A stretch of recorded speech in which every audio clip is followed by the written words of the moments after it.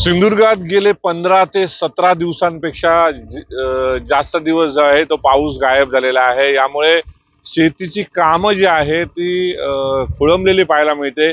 मिळेल त्या पाण्यावर शेती करण्याची पाळी शेतकऱ्यांना आलेली आहे। आपण बघतोय कशा पद्धतीने शेतकरी जे आहे हे शेतकरी या ठिकाणी नांगरणी करत आहेत।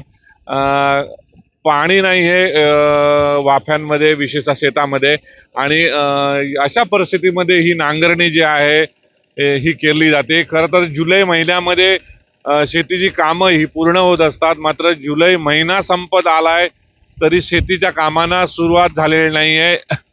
निश्चितच वाफ्यामध्ये शेतामध्ये जे आहे पाणी दिसत नाही, त्यामुळे शेतकरी जे आहे हवालदिल झालेले पाहायला मिळत आहेत।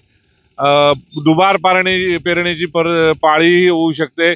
आपण बघतोय की खत आणि भात जे आहे पेरणीचं काम जे आहे शेतकऱ्यांकडून केलं जात आहे।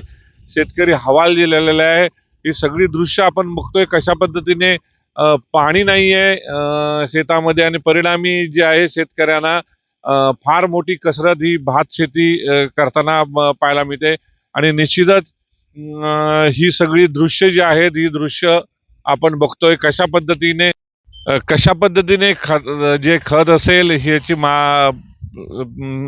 मारलं जात आहे। आणि निश्चितच हे सगळी दृश्य बघतोय, शेतीच्या कामांना वेग जरी आलेला असला तरी पाणी जे आहे पाणी मिळत नसल्यामुळे फार मोठ्या संकटांना सामना शेतकऱ्यांना इथे करावा लागतोय। ही सगळी दृश्य जी आहे दृश्य मी तुम्हाला दाखवतो। कोकणातील यावर्षीची भात शेती जी आहे अडचणीत आलेली आहे।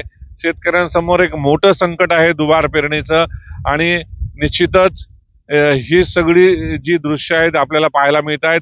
कोकणामध्ये भात शेती जी आहे ही अडचणीत आलेली पाहायला मिळते।